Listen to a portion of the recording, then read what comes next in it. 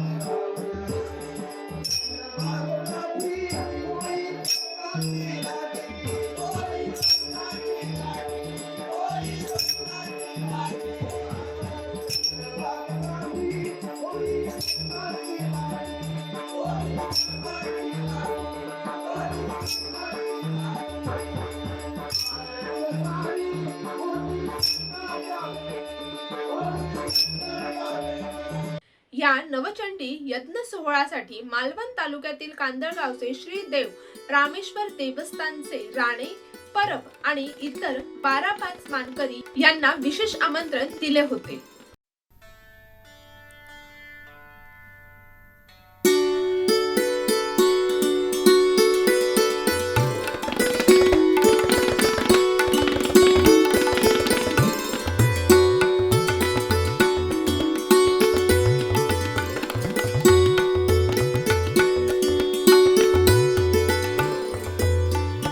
कालवंडवाडी येथील मंदिर रहाटीची कामे काही कारणास्तव बंद अवस्थेत होती आणि आता पुन्हा सुरळीत सुरू झाली आहेत. आणि हे सर्व कांदळगावचे ग्रामदैवत स्वयंभू श्री देव रामेश्वर यांना मनोभावे साकडं घातलं होतं. त्यांचे गाऱ्याने कांदळगावच्या श्रींनी ऐकले आणि म्हणूनच कांदळगाव देवस्थान व इतर देवस्थान यांच्यामुळे हे सर्व पुनश्च सुरळीतपणे सुरू झालं आहे, असं आई कुलस्वामिनी सातेरे देवी देवस्थानचे मानकरी आणि ग्रामस्थ यांचं म्हणणं आहे. आज आपल्या या ठिकाणी नवचंडी यज्ञ पूर्ण झाला. त्यानंतर अजूनही पुढे काही आपले कार्यक्रम आहेत. एकंदरीत आपल्या कार्यक्रमाची रूपरेषा कशा प्रकारे असेल?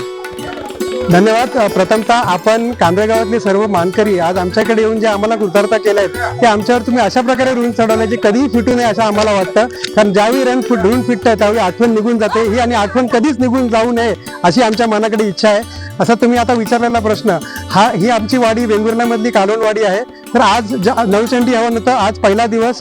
उद्या देवी सातेरी कुलस्वामिनीची वार्षिक पूजा असते, त्या दिवशी आम्ही सत्यनारायण पूजा करतो. तसंच आम्ही आमचा खालचा ब्राह्मण श्री जलाधिपती ब्राह्मण याचा 3 दिवसाचा कार्यक्रम शुक्रवार, शनिवार, रविवार म्हणजे 20, 21 आणि 22 ह्या 3 दिवसाला आम्ही करणार आहोत. त्याचप्रकारे रंगमंचावरती हे ज्या मंचावर जे आम्ही उभे राहिलेलो आहोत, हे रंगमंच आजच साकार झालेला आहे.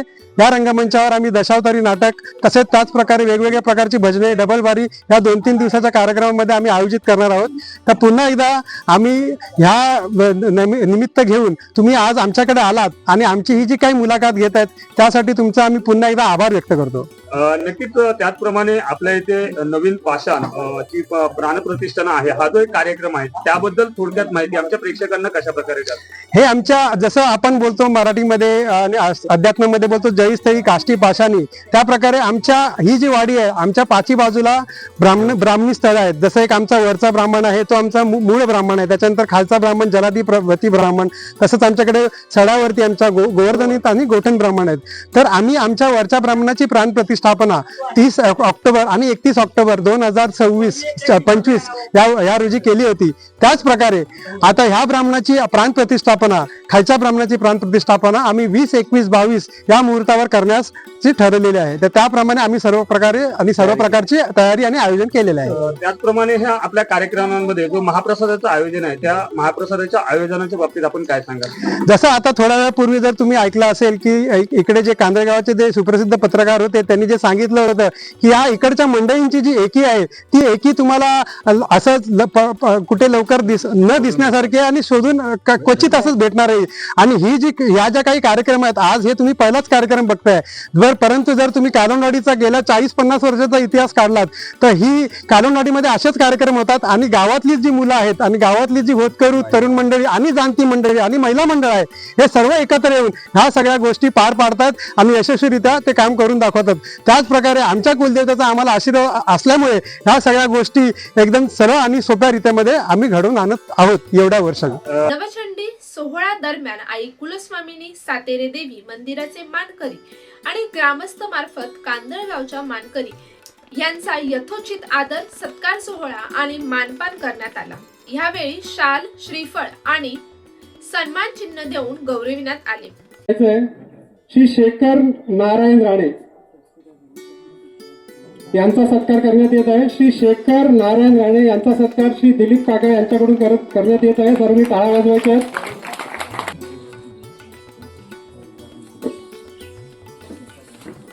श्री बाजी पवार यांनी रंगमंचावर उपस्थित राहायचं आहे. श्री सत्यवान विष्णू परब श्री सत्यवान विष्णू परब यांच्यासाठी खास टाळ्या वाजवायच्या आहेत. हे आपले संपर्क प्रमुख आहेत. यांच्या संपर्कामुळे आपल्याला सगळ्या गोष्टी साध्य झालेल्या आहेत. तशी सत्यवान विष्णू परब यांच्यासाठी पुन्हा एकदा जोरदार टाळ्या.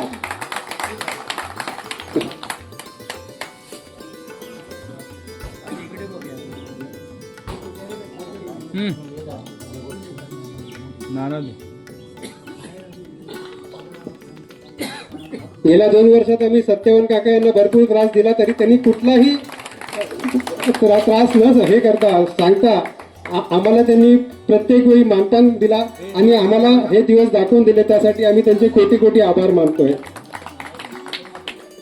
श्री आनंद पवार यांनी रंगमंचावर उपस्थित राहायचे. श्री दयानंद दत्ताराम परब, श्री दयानंद दत्ताराम परब.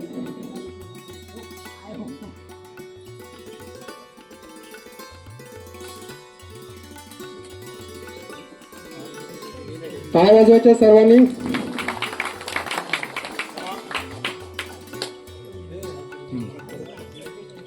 श्री भाई पवार,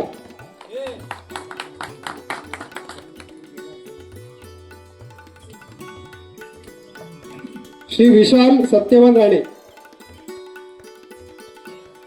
श्री विशाल सत्यवान राणे हे एक पत्रकार देखील आहेत. त्यांच्यासाठी जोरदार टाळ्या वाजवायच्या आहेत.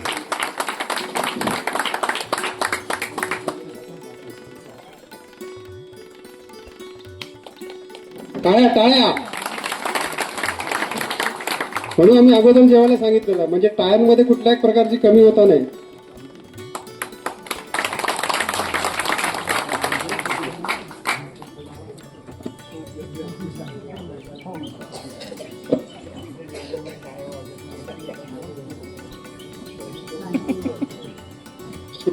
श्री दीपक पवार यांनी रंगमंचावर उपस्थित राहायचे. दीपक पवार.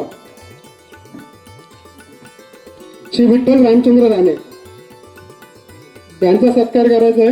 सर्वांनी टाळ्या वाजवायच्या पुन्हा एकदा.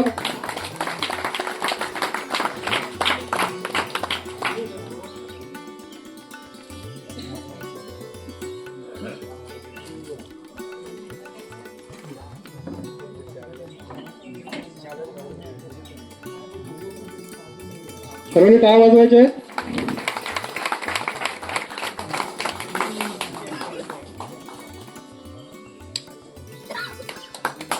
हे इकडे देताना दोघांनी समोर बघा. देताना समोर बघा.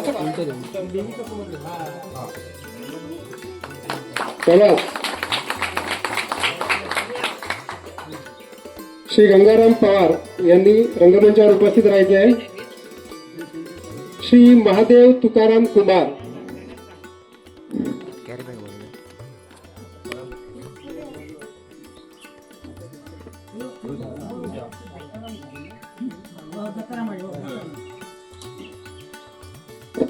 टाळ्या वाजवायच्या सर्वांनी.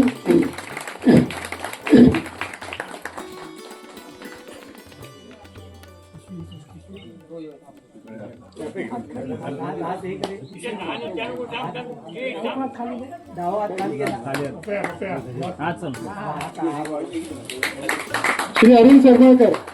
श्री अरुण सरमाळकर.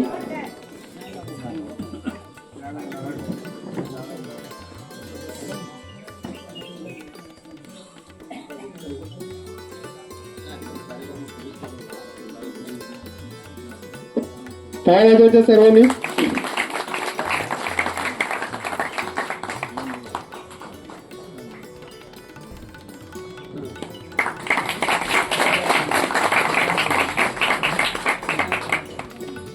यानंतरचे मानकरी आहेत श्री दत्ताराम पांडुरंग घाडी. हे त्यांचं नाव आहे, ज्यांनी आपल्या वाडीत येऊन सर्व काही आपल्यासाठी काम केलेलं होतं. श्री गांगेश्वराचे जे मानकरी आहेत ते काही घरगुती कारणामुळे आज येऊ शकले नाही आहेत, पण त्यांनी आपल्याला भरपूर मदत केलेली आहे. त्यांच्यासाठी जोरदार टाळ्या. त्यांच्या वतीने श्री राजेंद्र नामदेव गाडी, श्री बाळकृष्ण नारायण गाडी यांचा श्री जयेश पवार, श्री जयेश पवार यांच्याकडून. त्यानंतर श्री चव्हाण बाळा यांनी रंगमंचावर उपस्थित राहायचे.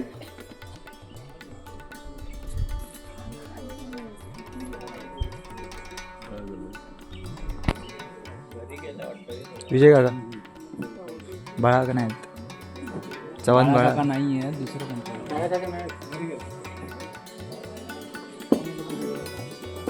पुढचं कोण आहे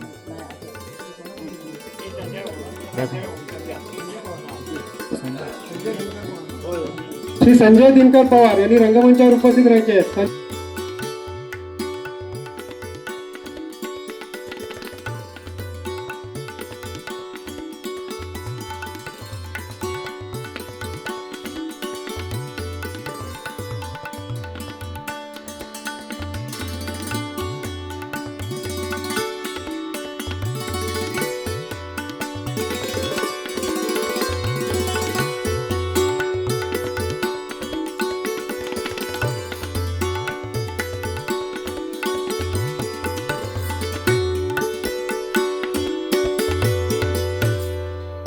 कालवंडवाडी यांची एकजुटीने होत असलेली देवस्थानिक आणि इतर कामे खरंच कौतुकास्पद आहेत आणि आपल्या एकात्मतेचा आदर्श यांनी इतरांसाठी ठेवला आहे. त्यामुळे सत्कार समारंभाच्या सरतेशेवटी कांदळगाव देवस्थान ट्रस्टचे उपसचिव तसेच रामेश्वर देवस्थानचे मानकरी विशाल राणे यांनी कालवंडवाडी ग्रामस्थांनी कांदळगावचे राणे परब मानकरी आणि इतर 12 मानकरी यांचा मान सन्मान केला, आदर सत्कार केला आणि त्याबद्दल त्यांचे आभार मानले आणि त्यांच्या पुढील कार्यक्रमांना मनपूर्वक शुभेच्छा देखील दिल्या. सर्वांना सर्वप्रथम विनम्रपूर्वक नमस्कार. आमच्या श्रीदेव रामेश्वराची महती ही घाटमाथ्यापासून ते अगदी समुद्राच्या खोलवर तळापर्यंत पोहोचलेली आहे आणि त्याची महती अनेक गावागावातून जसं मुंबई पुणे शहरापासून ते अगदी कारवारपासून पर्यंत आहे आणि अनेक भक्त भाविक जण आमच्या श्रीदेव रामेश्वराच्या मंदिरामध्ये दर्शनासाठी येत असतात. त्यांची काही कामं अडीअडचणी असतात तर ती सोडवण्यासाठी येत असतात. त्याचप्रमाणे आपणही आमच्या परमांच्या संपर्कात आलात आणि आपलंही काम झालं. मुळात आधी आपलं काम होणं हे आमच्यासाठी एक चांगली गोष्ट आहे, आनंदाची गोष्ट आहे की जेणेकरून आमच्या कांदळगावच्या श्रीदेव रामेश्वर देवस्थानमुळे आपलं सर्वांचं काम इथे झालेलं आहे. दुसरी एक चांगली गोष्ट म्हणजे तुमच्या वाडीच्या बाबतीत बोलायची झाली तर तुमचा हा जो एकोपा आहे हा खूप विलक्षण एकोपा आहे. आम्ही आल्यापासून बघतो आहोत.